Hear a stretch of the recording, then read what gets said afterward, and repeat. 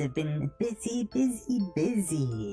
leading up to October and then ongoing in the carnival and the arcade this year. So I may not be able to bring you the usual offering. Instead, going to try something a little different, just to bring you something. This year, we're going to consolidate several games into one. And then maybe, if we find a little bit more time, we'll bring you a second video later on in the month. And if not, well, at least you've got this one.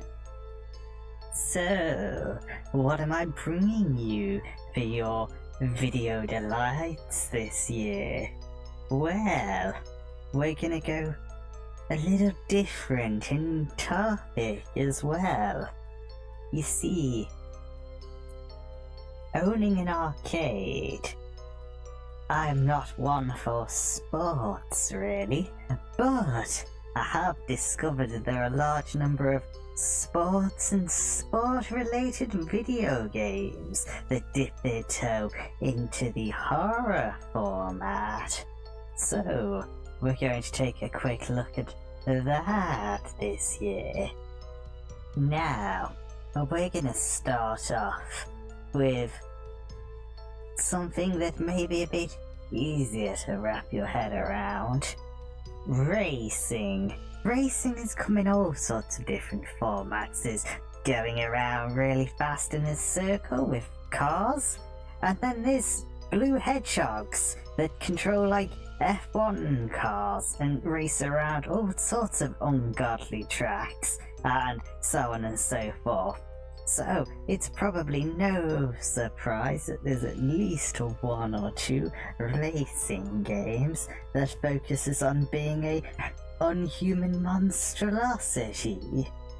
And of course we picked one that I don't think anyone will have heard of, Monster Racer on the PlayStation 1.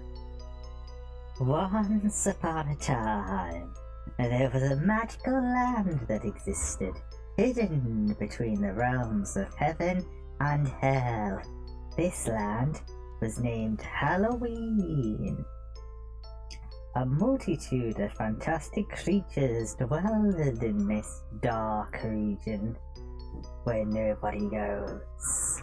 Witches, mummies, vampires, skeletons, werewolves. But did permanent battle in diabolical kart races, where the only rules are there are no rules. In a race to become the monster speed demon of the realm of the undead. An impressive arsenal of scary spells and torturous traps adds even more mayhem this ghoulish Grand Prix. Or at least, that's what the manual says. As you may have guessed, Monster Racer is a kart racing game, as was popular at the time. Everything was being turned into a racing game, from candy to insects to Smurfs. Smurfs! They're just a weird necromantic experiment from Gargamel, I'm telling ya. So, why shouldn't monsters get the same treatment? I'll tell you why.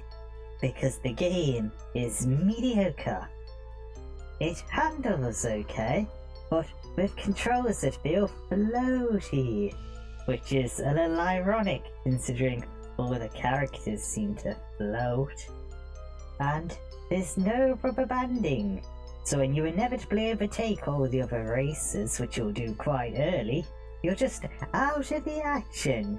You're just driving around the track at your own leisure, because they can't catch up with you.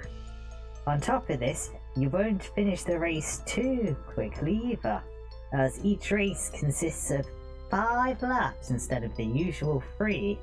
So, the only reason I believe to try this game is to enjoy the aesthetics, including this dapper skeleton I've been playing as, and a startled mammoth. So, let's just put this over to one side though, shall we? And move on. Next up,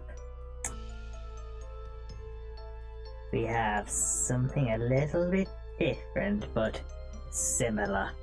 When I started choosing this year's games, the one genre I didn't think would have many horror alternatives were fishing games.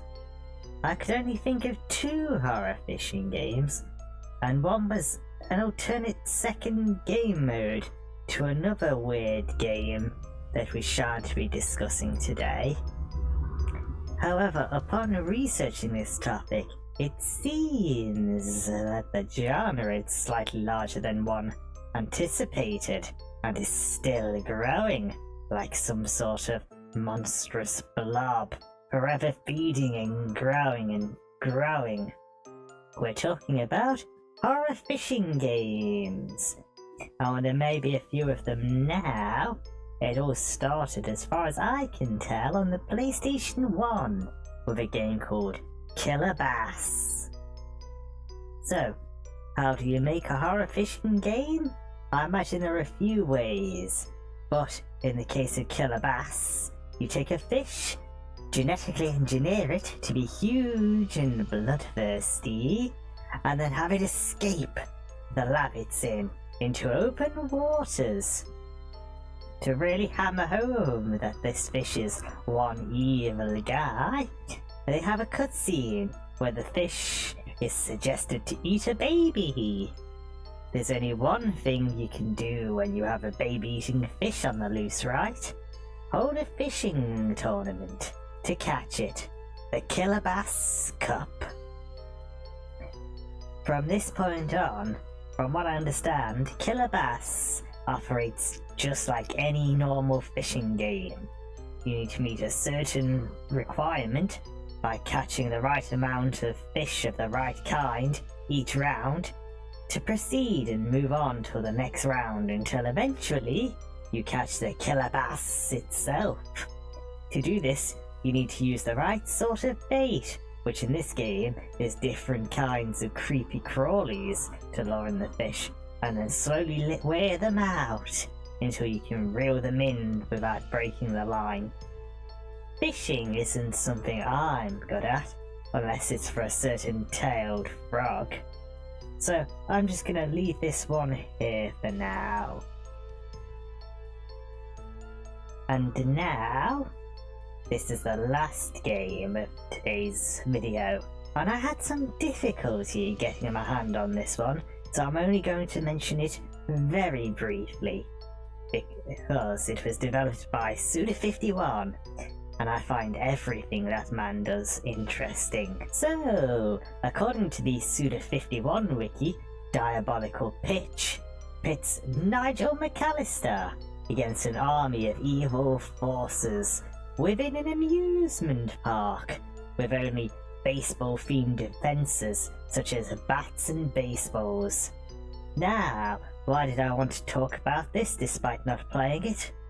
Well, I like most games by Grasshopper Manufacturer and Suda because they just look absolutely amazing and tend to have bizarre stories. But the problem with this one is a very simple problem, in that it's a Kinect game for the Xbox 360. With that being said, you're probably just better off watching someone else playing this instead of wearing out your own pitching arm. And that is all I have time for this year, but don't forget, I'll be seeing you again in the future.